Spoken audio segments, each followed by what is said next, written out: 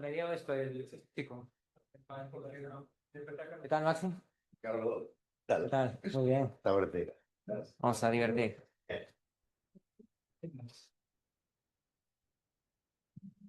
Good morning, everybody. The speaker today is Ricardo Martinez Garcia. I guess most of you already know. He did his studies, undergraduate study in physics in La Laguna in the Canary Island, and then he moved to the Mallorca Island to do the master and the PhD. Then he went for some years holding different positions as a postdoc in Princeton and ICTP in Sao Paulo. And currently he is group leader in the Health Institute, which is in Germany, Görlitz.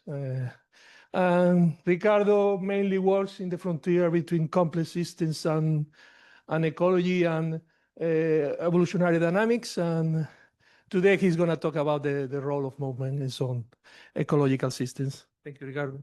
Thank you. Thank you, Cristobal, and thank you everyone for coming almost the last day of July, I think. This is yeah. So I thought I was going to so what I want to present to you today is work that we've been doing for the last 6-7 years. We started when I was doing my postdoc, and then we continued in Brazil and now here in Germany. And I thought I would give an introduction to the things that I'm interested in, so we could discuss more later, thinking that maybe someone or many people in the room wouldn't know me, but well, I think maybe I was overestimating. But anyway, I think it's still useful. So as Cristobal said, I'm very interested in ecological systems, and in particular in the role of a spatial structure in ecological systems. And one of the questions that more often we are interested in answering is how this spatial structure is going to affect the way that the system will respond to external perturbations.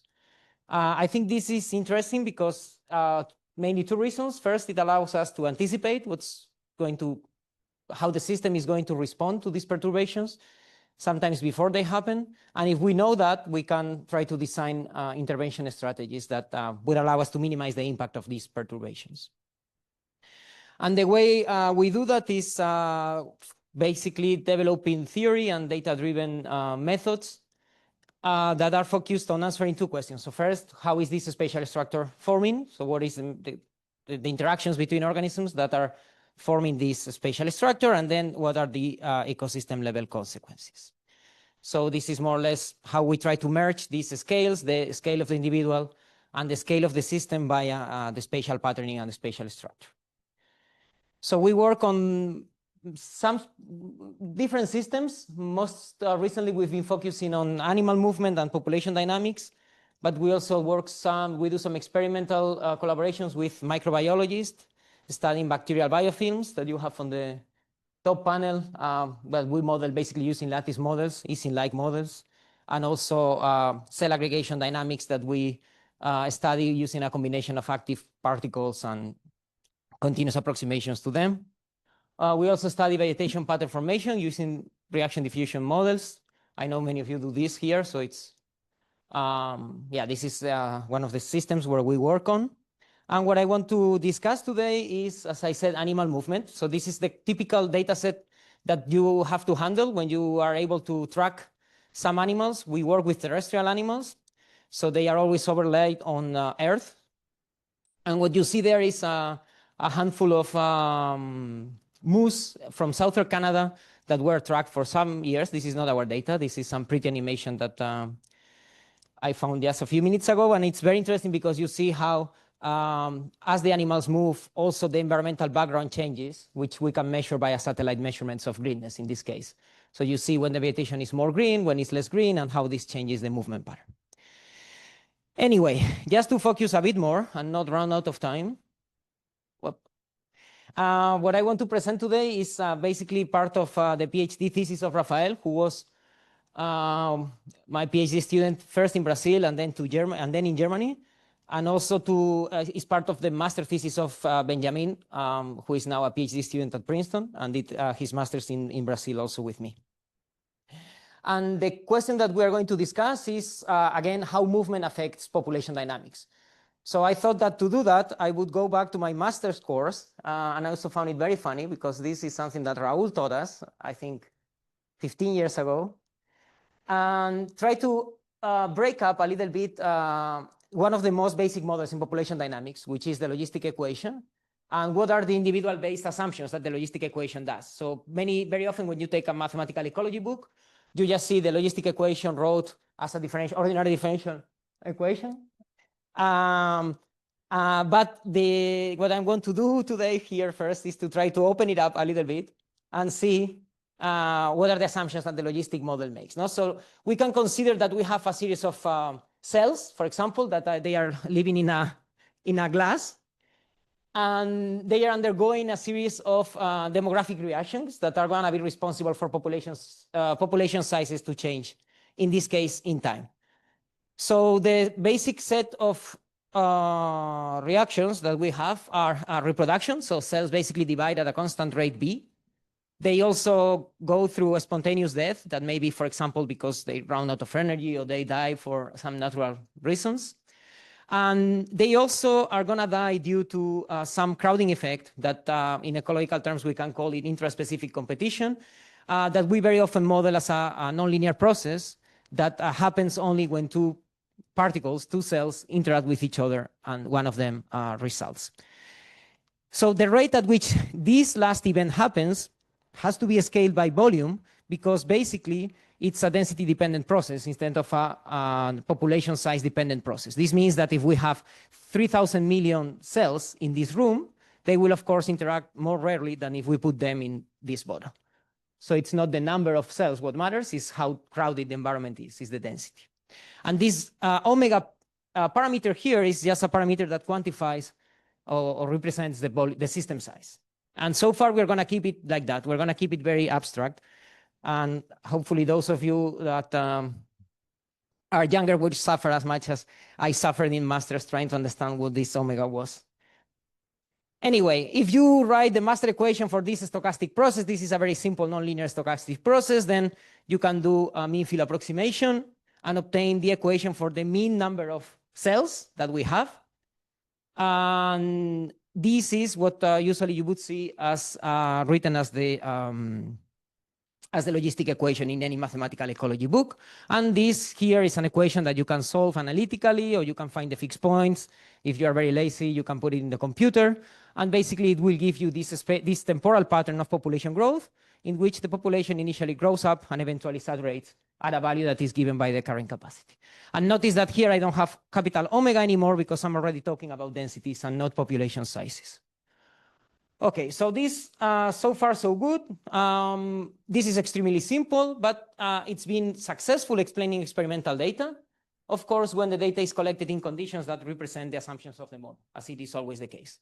So what you have here is some experimental data from quite some time ago on growth curves of E. coli on a growing medium. And you see that visually already we have the two phases, the growing phase and eventually the saturating phase. You can feed the logistic model to this data. You can do fancy stuff, or you can do what I did here, which was drawing the line because I didn't have a lot of time. And you can recover the system current capacity, and everything works so far so good. But if we go back to the equation that we derived, starting from, let's say, first principles or from individual-based reactions, today what I want to discuss is the assumptions that underlie this growth limitation term, which is the assumptions that are behind this well-mixed case and the absence of a spatial structure in the system. So this term, and this I think was one of the things that gave me more headaches, it's, first of all, of course, we don't need to consider space. So particles can be everywhere. But beyond that, we are also making an assumption in terms of separation of time scales. So basically what we are saying here is that the way that we are making these pairs is just by thinking that we have our box of particles, and at a given rate, we take any two particles and one of them dies, any two particles and one of them dies. So this makes two assumptions about the space. One is that our animals, our cells, our particles, they can explore anywhere in the system. And the second assumption is that they do that between two interactions. So we don't have any effect of correlations if these particles were moving in space. And that's gonna be a very important assumption. Of course, this assumption is very strong, and there will be a lot of examples in which it breaks.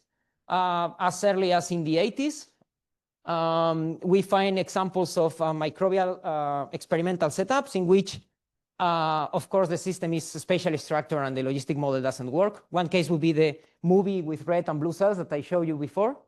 And this is an experimental setup with competition in bacteria. I think this is one of the few papers I'm going to show that are older than me, which also was a little depressing preparing this talk. And more recently, of course, there is another case in which spatial structure is very relevant, which are plant communities. So plants don't move. It's very clear that the well mix assumption is going to fail very, very badly. And there is very recent work on tropical forest, for example, showing how important a spatial pattern is to explain the huge diversity of tree species that we have in these ecosystems. Of course, all these people that were the papers that you see in the screen, some of them have data, are empirical papers, but many of them are mathematical papers. There are techniques to refine the logistic equation. If you are interested, we can talk more later, but some examples are, for example, spatial moment dynamics that account for the correlation between the dynamics at two positions in space. Okay, so that was already developed in the 90s by Benjamin Volker, Steve Pakala, and others. So the system that we are interested in are large terrestrial mammals. So we like to work with large carnivores. What you see here in the screen is a population of jaguars from the Brazilian Pantanal. And the way we get data on these animals is by putting GPSs on them. So basically the same thing that it happens when you carry a cell phone. We do that to them, putting a GPS with a collar that has a GPS, and then we record the trajectory. Over time, we have several years of data. And this is just showing the population range here in white. So this is where this population of jaguars lives in the Pantanal. The Pantanal is a humid savanna in Brazil. It's a very, very, very pretty place. And in different colors, red, orange, and blue, you have the home range of 3 individuals. So what is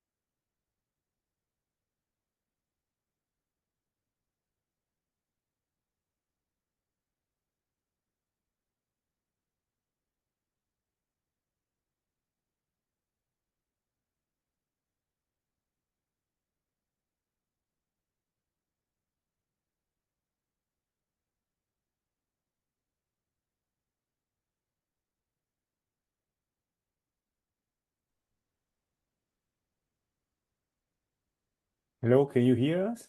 Hello? Hello? So here on Zoom, we don't hear anything anymore. Hello? So the people on Zoom cannot hear anything. Hello? Now it seems back. Okay. Thought of you. So. No, now I think, now, yeah. Now, yes. Maybe too much. So I don't know how long people in Zoom missed. I don't know, 2 minutes, maybe, a few minutes. But well, basically, we derived the logistic equation starting from the master equation. That's in Raúl and Perez's book, chapter 8, I think. And then we defined the Austen-Willenberg, I think it's chapter 10, or something like that. Nothing new so far, especially for people that did the masters.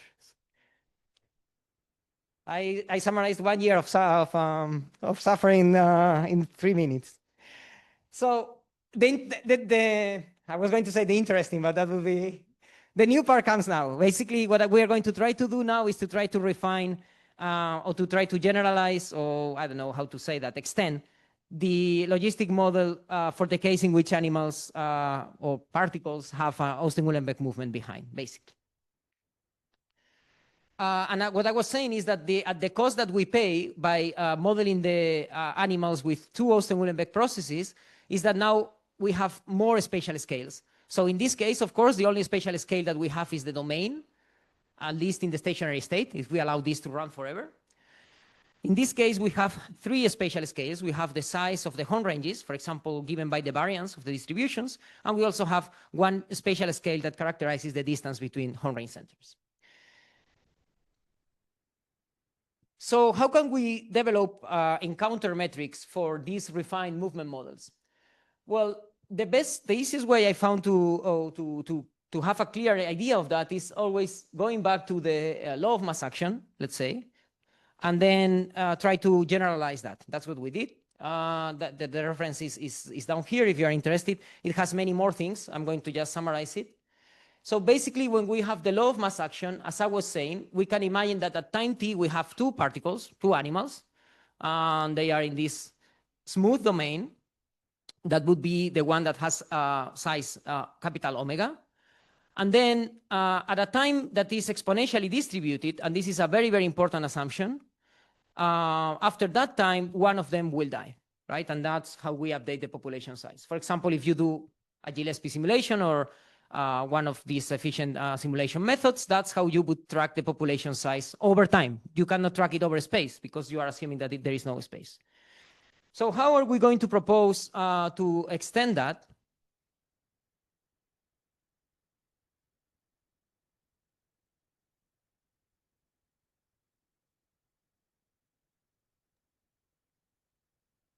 Sorry, Ricardo, again. We stopped hearing you, I'm afraid. Because the light is red. Is that the battery? Yeah, okay, it's working again. Sorry about this.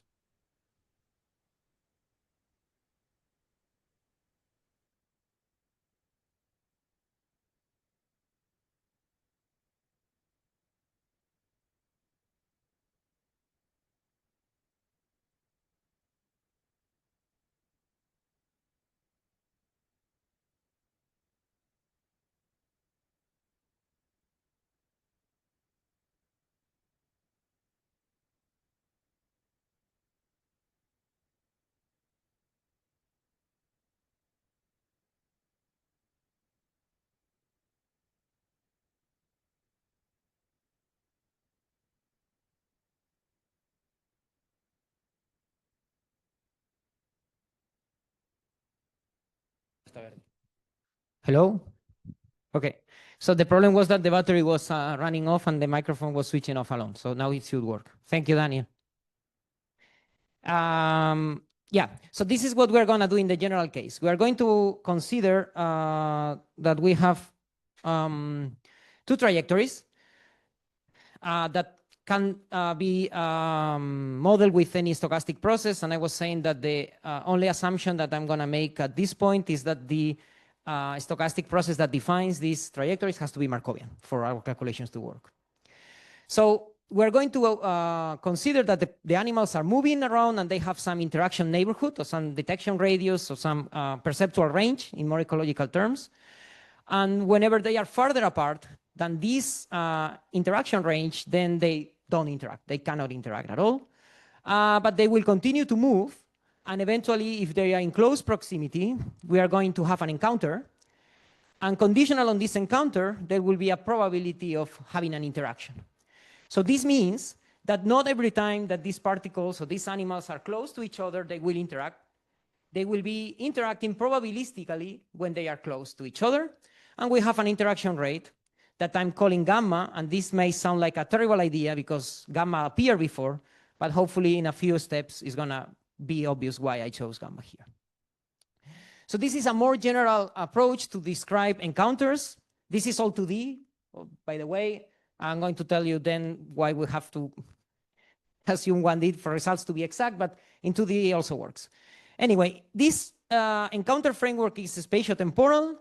So we can, for example, calculate the time distribution between encounters. We can calculate the location of where these encounters happen, and we can obtain a full spatio-temporal characterization of them.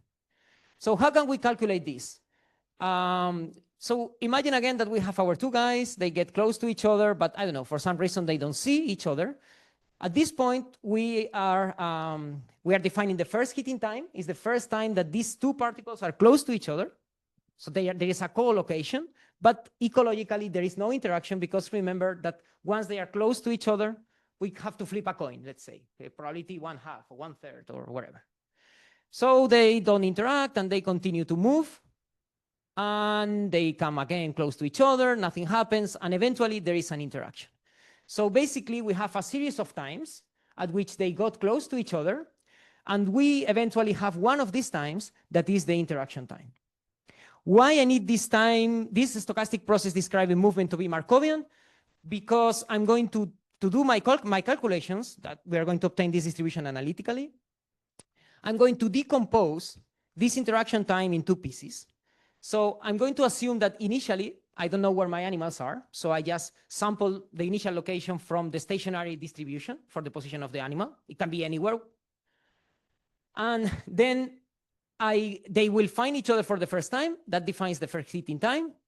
And because my movement is Markovian, nothing that happened before this point is now important anymore.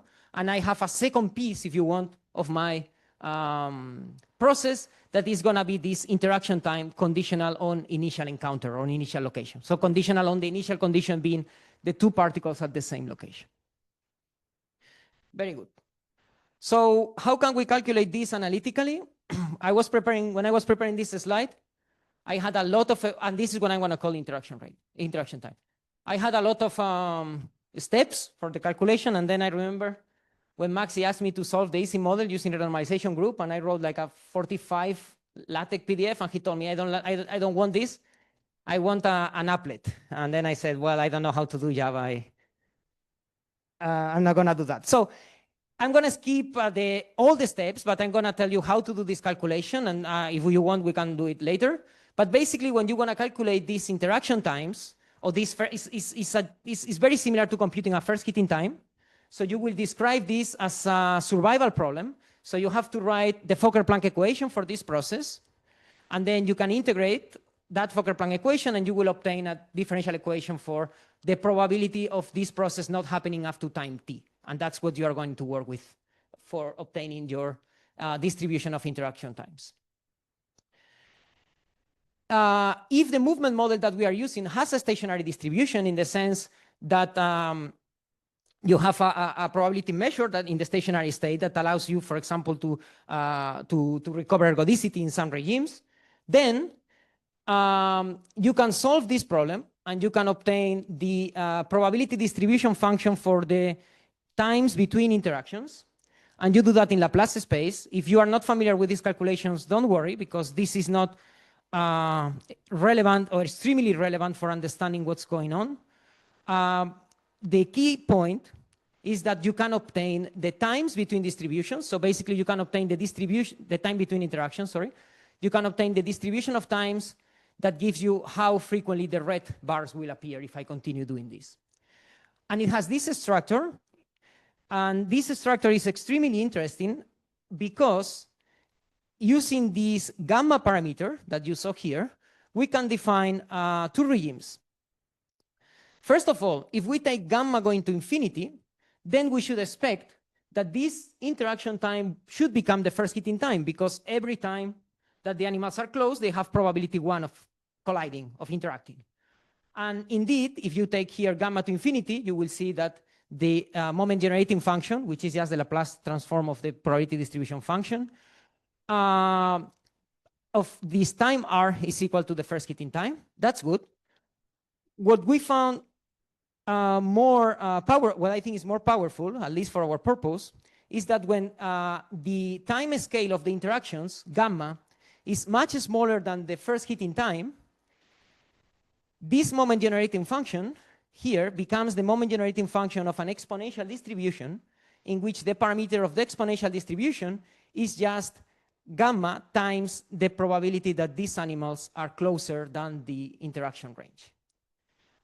Intuitively, why we have this regime? We have this regime because the rate at which interactions may happen upon collocation is so large, so it does happen so rarely, that the trajectories of the animals completely decorrelate. So you can think that these animals, or these particles, when they are getting closer, and they are very close, they move apart, and then of course, if they are here, it's very likely that they will be closer again.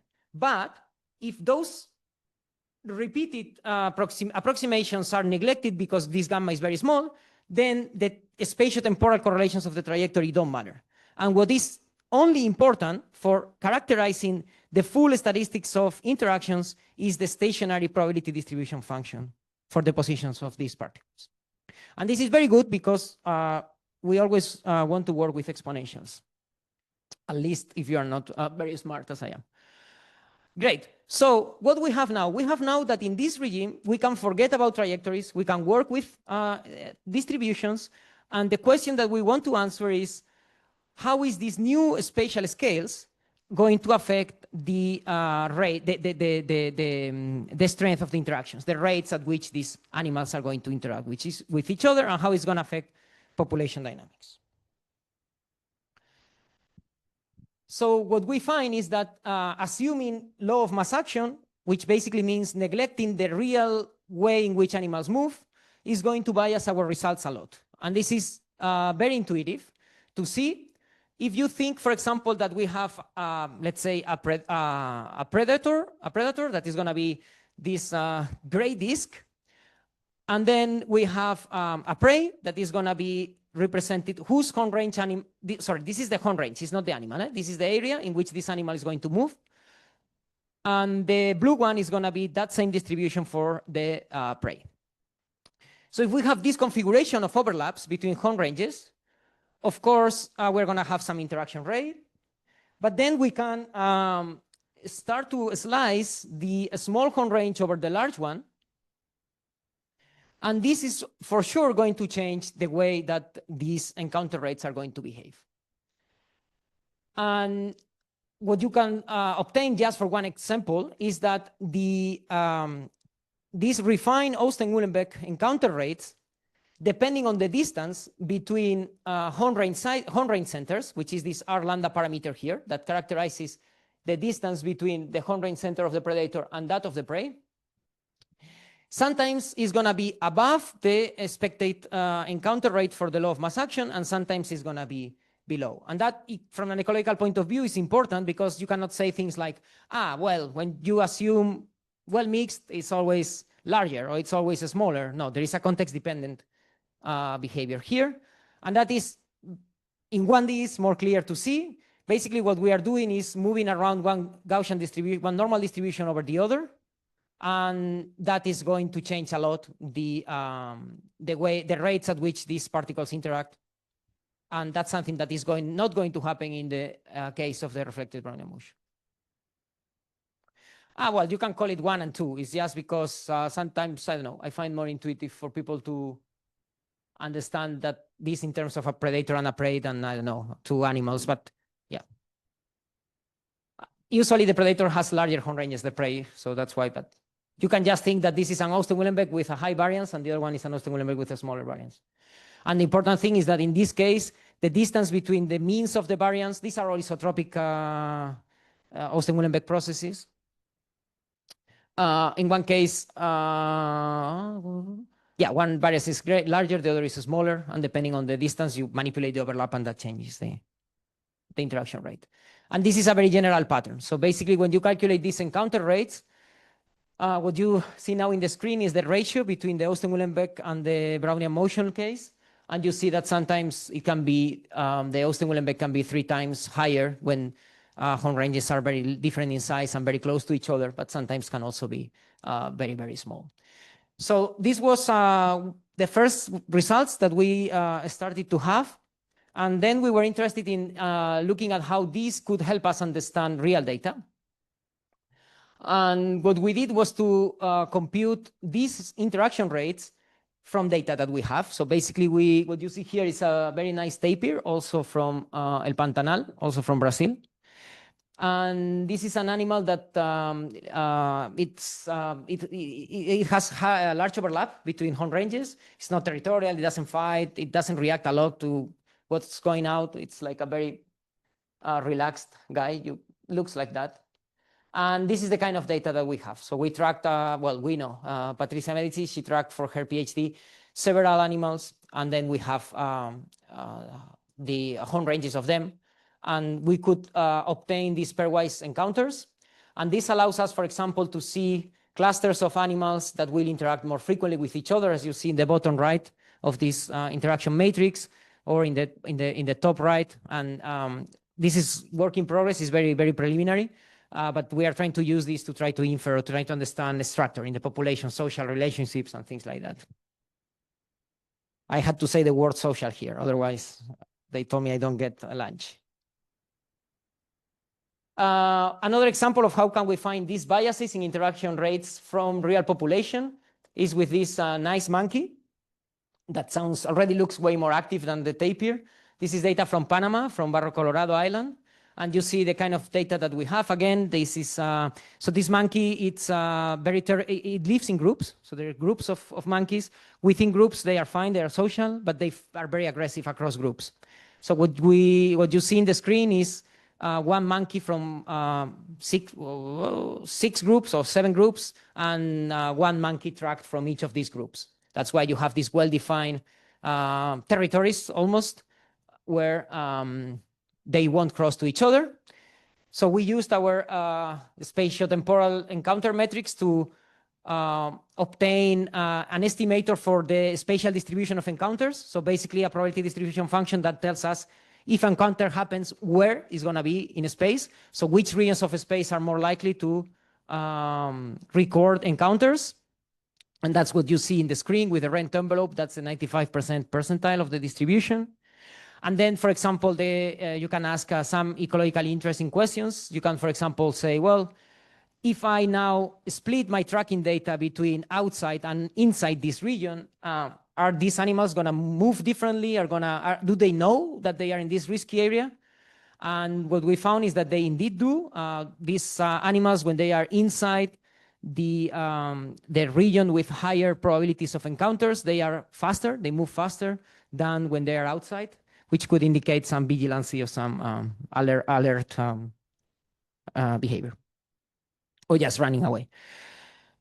Great. So this was something that we were very, very excited when we got it. But it's all piecewise, no, pairwise. Sorry. So what we have here is maybe many individuals, but we are only looking at how frequently they encounter each other, how frequently, where. So, and I told you that we were going to ask questions about population dynamics. So that's the final 4 slides, trying to do the full upscaling of these new encounter metrics, so these new encounter statistics, to the population dynamics level. So how is the logistic model going to look like when we introduce these movement-based statistics? So the easiest way to do that, or at least the easiest way that I found and Rafael suffered, was to first develop an individual-based model in which we have the same processes that we would have in the logistic model that I introduced in the beginning. So we have reproduction. So imagine that these animals, when they reproduce, then they launch or they throw a new offspring to some spatial location. And this new location is going to be given by some dispersal kernel. That's the way that you usually model this. And this dispersal kernel, and that's something that is very important, is going to give us the position of the home range of the new individual. Then we also have death. Death has two terms. There is the baseline death, that would be these natural causes that I said before. And then there is a density dependent, or in this case, it's still like an abundance dependent term that is basically given by this competition kernel. And the way you implement this is very simple. You have a death rate that is fixed, and then you just go through all your neighbors and you weight how much they influence you by this weighting kernel function. And that gives you a death rate that is going to be higher if you have many neighbors close, and it's going to be lower if they are far or few of them. So this was already introduced in the 2000, this kind of framework. The new mechanism or the new process that we introduce is that now we model movement using the Austen-Uhlenbeck stochastic process. So now our animals, they reproduce, they disperse, they die due to intraspecific competition, but they also move following this OU stochastic process that, remember, is a stochastic process that we select from model selection and analysis in GPS tracking data. Great. So the first thing that you do when you have these models is to do simulations. Or at least that's the first thing we did. And we already started to see interesting properties depending on how we parameterize the home range of these animals, basically how far they travel in space. Of course, it's always good to keep track of limits. So when the home range is very large, we should always get the law of mass action. We should always get the logistic model because they are everywhere. Then, for example, if you choose a very, very small dispersal kernel, this means that the offspring are going to be very close to their parents. Then when the home range is very large, we have the logistic limit case, the logistic model limit. But when the home range is very small, then the population goes extinct. Why? Because we are throwing offspring very close to their parents, and we don't allow them to always move, so they kill each other very fast, and then the population cannot survive. However, as we start to increase the dispersal, allow this population to, the new individuals to travel farther, the population does not get extinct, that does not go extinct, but also the home range continues to play a very relevant role. So, for example, there are some cases in which we even see non-monotonic relationships between home range size and population size, which means that there is clear a complex relationship between home range size and population size that we wanted to explore further. So once you have these simulations, what is the next thing that you do? The next thing that you do is to try to get a mathematical understanding of them. In this case, we already had some steps done because we know that the model that we are developing is a generalization of the logistic model. So you can write an equation for the density of particles that is just a balance between birth and death. You can derive this considering that your simulation is a spatial distribution of deltas, for example, it's a point pattern, and then you obtain the moments of this distribution, for example, and this would be the first moment. You can also obtain correlation functions if you go to higher moments, and so on. I'm gonna just keep it simple. Of course, now the birth rate is gonna be simple because there is no density dependence, so this is just B times N as in the logistic case. What is really interesting is the death rate. So for the death rate, when we are in the discrete pattern, the death rate is, as I was saying, has some baseline contribution, and then it has the crowding effect that is going to be basically the sum over all your neighbors of the value of this weighting function. So if they are very close, then this term is very high, and if not, it is not. You can upscale this death rate and write it in terms of densities. And then this crowding term here becomes, of course, the sum becomes an integral and becomes an integral of the per correlation function of your spatial distribution of organisms. So you are capturing a spatial structure there, but you are you are performing a convolution of your per correlation function with the competition kernel, which means that the only thing that is entering into this death rate is the correlation function at the scales that are relevant for the interaction. So this was developed already in the literature for plants, and it's good to generalize it to movement organisms. And with this, basically, you can write a logistic equation in which you are reparameterizing the interaction term by this crowding index, that you can think of it as a kind of response function that you are just deriving from first principles using movement. You can, in principle, try to find the fixed points of this equation, and what you see is that the relationship between the population size with a spatial structure and the one without a spatial structure is just given by the inverse of this crowding index. And that is very interesting because it's telling you that all the effect of a space on population size comes from this crowding index. And the crowding index is something that you can estimate from data. You can try to estimate from data because it only takes information on these cone ranges, and we know how to compute that from data. So just to validate this expression, you can perform raw direct simulations of your logistic model, and you will see that's what we plot in the y-axis. So the y-axis is just do the simulations and count how many animals I have. The x-axis is if this expression is true, then the population size should scale with 1/c. So I can take the snapshot of my spatial distribution and I can compute this crowding index. And you see that for most of the values of this crowding index, the correlation is very good. There are some cases that deviate from it that are actually related to the cases in which these neglecting the correlations of the trajectories is not a good approximation, basically. So here we cannot characterize interactions by exponential distributions, and therefore these IBM simulations don't work because these IBM simulations are always based on times being exponentially distributed.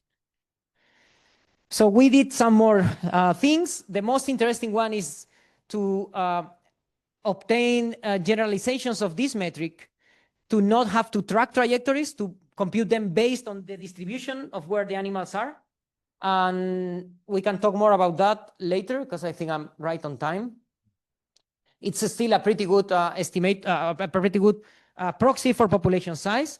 And the difference between this crowding index and the previous one, and this is I think it's a very important point, and I want to make it, or try to make it clear, is that the previous crowding index was obtained with the position of the animal. So I do my simulation, I see where the animal is at that moment, and I compute the correlation function, and then I do averages over many positions of the animal. Here, I don't use the position of the animal. I just use the correlation function between the home range centers, and I use the home range that I estimate from data. And that is way, way more powerful because you don't need the trajectories of the animal. You just need the distributions for the location of the animal. And that is much, much easier to get from data. So that's where we are now. Just to summarize, I hope I managed to more or less, I don't know if convince or at least get you curious to try to be, to read about the preprint that this generalization of the logistic model that we call the range resident logistic model is very easy to simulate. It runs very fast. We have the code. The code is freely available. And the interesting thing is that it introduces movement that is supported by data. And I think that's a step forward in modeling the spatial population dynamics. Then when you introduce movement, you find all these nonlinear relationships between home range size and spatial distribution that reinforces mathematically something that ecologists have known for 100 years or more, that is that the home range is an important driver of population dynamics. And that makes, of course, neglecting range residency a very risky practice, something not very convenient to do unless you know that you can do it. And yeah, we also introduced this crowding index that is basically a metric to account for population structure that introduces also the scale of interactions, and therefore it's a good way to try to understand how different patterns of aggregation or segregation can influence population dynamics. Something that gives us confidence that this crowding index might be something interesting to look at in moving animals is that it's very frequently used in plants. That's this Nature Ecology paper I showed you in the beginning. All they do is compute this crowding index for different point patterns of trees, and they find that they explain distribution of plants. And just looking forward a little bit to steps that we are doing. One is to, of course, try to see whether we can generalize this to multiple species and whether we can do, my long-term goal would be to try to do something similar to what people do now, for example, with local Volterra models and sometimes using spin glasses theory and things like that, with upscale models that account for movement and see how that changes, for example, conditions for species-rich diversities, species-rich communities. And something that we are now doing with Rafael is, Rafael is doing it, is to develop statistical estimators for all these things. And with that, I will just finish. So the people in the left are all the students and postdocs that have been working or are working on this project. On the right are collaborators. These are the preprints. Most of them, the papers, most of them are still preprints. This one is one that I really like, but I didn't want to talk too much. And here what we look at is how this range residency affect mortality in roads. So we developed this framework accounting for roads, and we have data of species mortality in many roads across in Brazil and in other regions, and we are trying to see whether we can explain that. And those are the agencies that pay the bills, mostly in Brazil and Germany. So they also deserve to be there. And yeah, I'm happy to take any question.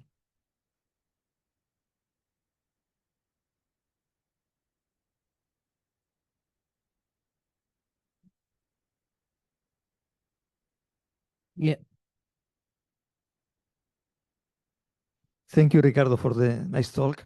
I've become lost when you have introduced the crowding index. So you write a logistic equation in which you have one of the terms which is dependent on time, but this in fact is not dependent on time. Is a functional of the full distribution. So in practice, how do you compute this C of t? Can you really compute it? So this here, C of t, does depend on time, because this is the pairwise correlation function of my, but it fluctuates, no? So this is,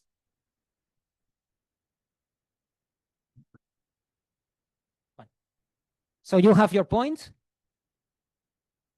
and this is just the pair correlation function, is the probability that given you have a particle here, the probability that you have it at a given distance is the pairwise correlation function. So you can compute it over your cloud of points, and then you can perform the convolution with this. That is a function that you choose, and we usually choose a kernel, Gaussian kernel. So this is the convolution between the correlation function that you compute from your simulations and the kernel that you did. This means that still you need to run the particle simulation. Yes, and that's why when you go here, that's why we wanted to come here, because in this, here I remove, maybe a bad choice. So what we are computing here is this is following the same approach, but now the correlation function, instead of being for the location of the, so the picture, actually, let me.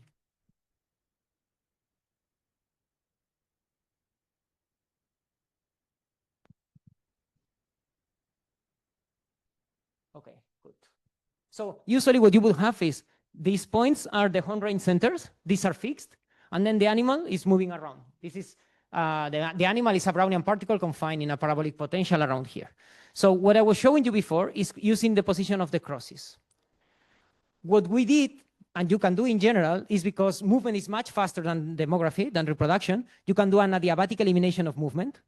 And you can, instead of doing a point pattern with the crosses, you do a point pattern with Gaussians with the horn range centers. So then you don't need movement, but your question is still valid and still important. You still need to run the simulations to know where your horn range centers are. In terms of the model, yes. But if you want to go to understand real populations,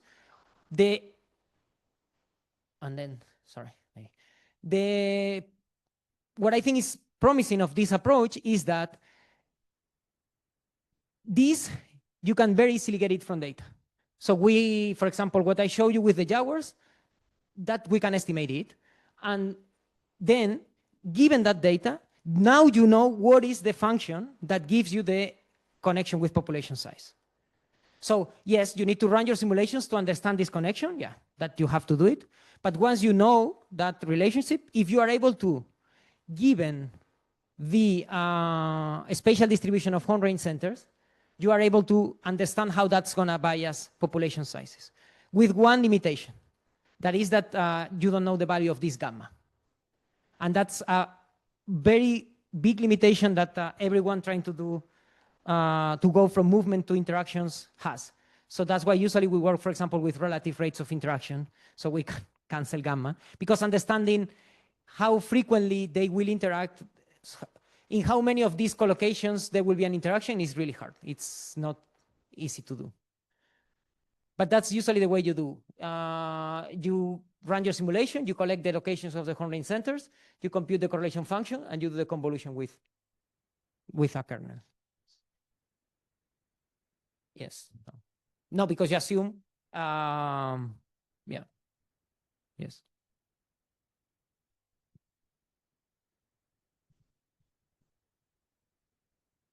Yeah, thank you, Ricardo. Coming back to Emilio's question, I still don't understand how you plot this steady state value as a function of C of t, which is time dependent.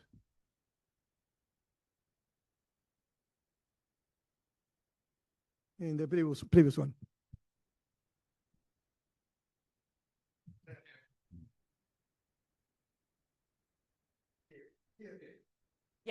Yeah, because sorry, this is the temporal average of the C of t. Yeah, sorry. No, but we are working on the revisions of this, so that's good to correct. Yeah, that's fine. This is the temporal average of that's why you also have to assume hypothesis. Because you will. I mean, you're finding. I mean, you're solving an equation. You're finding a stationary point of an equation. Yes. It's unknown.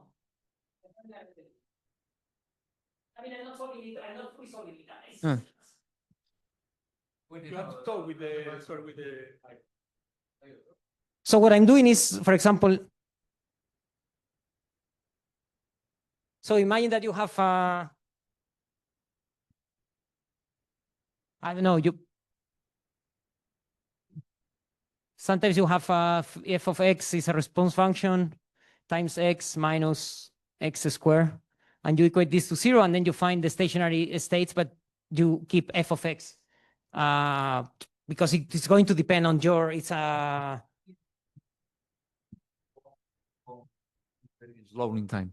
So you can assume C of P does not evolve very slowly. Like CHR, when you do the radical elimination of space, yes, it evolves very, very slow in time. I have another question. Is you're modeling your Yes. Very, Wait. it's much faster than correct. The second moment. Yeah, sure. Then you can. Now, my question was: you're modeling the movement of animals with the Austin-Euler process. But I'm not an expert on that, but I heard many talks saying that this is not. You should use Levi flights and not Markovian models. And so, who should I listen to? To me, no. I'm not in the point to tell you to me yet. Maybe. So the whole Levy flight controversy, if you want, in my opinion, it came from a poor sampling of trajectories, in the sense that what is now, when you have, so okay, now with the tracking data that we get, at least for these animals, we track them in the scale of minutes. When you have this resolution in time, you don't see power loss. But what you have is active particle movements. So the OU is an approximation to these active particle models in which you take the persistence time scale to 0. That is an approximation that you usually can do because the time scale of persistence is usually in the order of hours, at least for terrestrial animals. and the time scale of crossing the parabolic potential is in the order of days, sometimes, and even. So there is a clear separation of time scales between. It makes sense because persistence it relaxes much faster. But nowadays, with modern data, the best model that explains tracking data in terrestrial mammals is an Austen-Uhlenbeck with persistence. That is still Gaussian. I still have a question about that equation that you just talked. I mean, n star is a fixed point, right? So it's a constant, right? Some stationary value it doesn't. So I still don't get the equation because c, I mean, changes over time. So what I don't really. Even if you say that it changes slowly, it changes with time. So n star will also change with time, or it's a stationary value that doesn't change with time. I don't. Sorry.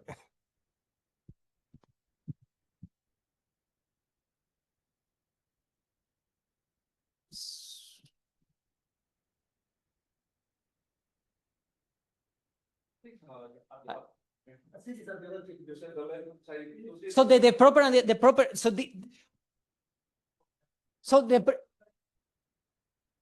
that And n star will be a function of the slope time.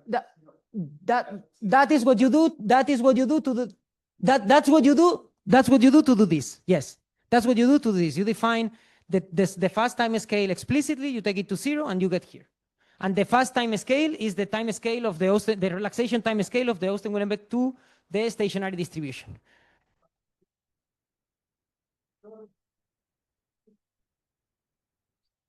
The other equation, as it is written, it makes no sense.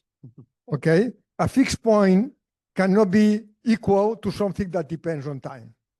Okay? It makes no sense. Okay? So if you want to write it down, you have to write down the two time scales. Okay? C n star function of tau, tau being a slow time scale, equal to whatever to is just a function of tau. Okay? But if not, it doesn't make sense mathematically. So it doesn't make sense. But in that equation, you cannot write explicitly the time scales yet. But if I don't write it like that, then I cannot use. I cannot explain you the plot. Yeah. I mean, it's the same when you. I don't know. I can go through. Maybe the equation for the evolution of C of t, and then you can eliminate it if it is a fast. Yes. Usually, what you do is you have your.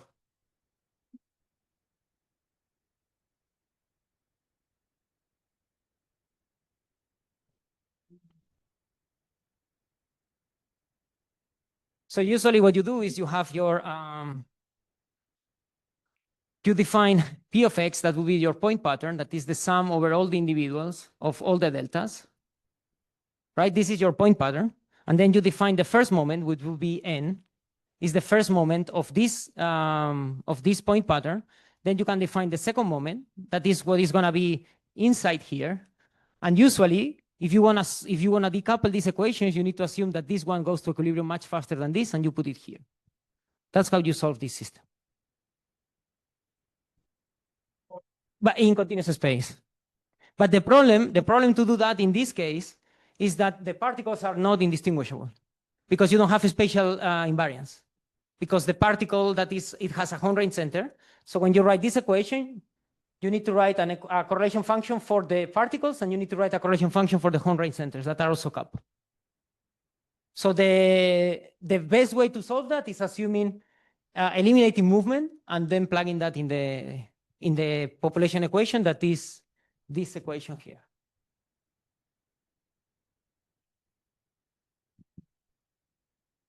More questions? If not, I think we thank Ricardo. There's a question. Okay. I have one, Ricardo. Unmute yourself, please. I have one. Can you hear me? Yes. Can you? Yes. Okay. Okay, Ricardo, sorry. As far as I understood, you can extend the spatial movement to population dynamics based on competition, right? Yes. Yes. Yeah. And as far as I understood at the end of your talk, you pretend to extend your approach to a predator-prey framework, right? Meaning that, meaning that in animal like jaguar, that they don't have predators, competition, I mean, intraspecific competition would be the main population driver. Whereas for monkeys, they have predators, right? So it's not only intraspecific competition, but also predation, right? First, this was the first doubt I had. The second one is how, I mean, you may have two different scenarios. One is in which the predator and the prey move, like jaguars and tapirs, and the other one would be in another one, for instance, like tapirs and vegetation. In that case, vegetation don't move. And in the first case, the two agents, they move through across space, right? I say so because at the beginning you presented a case in which you have an herbivore, and then you have this time series of satellite images from which you can study how vegetation changes over time, right? Depending on herbivore movement.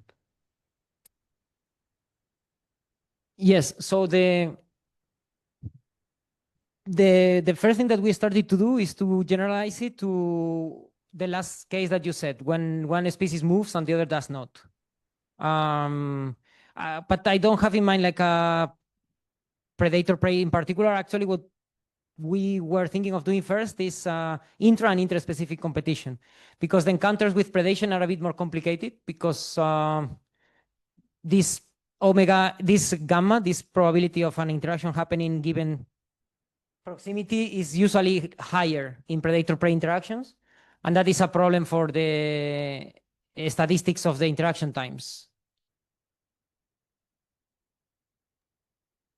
Okay, thank you. I don't know if that answers your question. Yeah, a bit. So yeah, thank you. Any more questions? Thank you, Ricardo.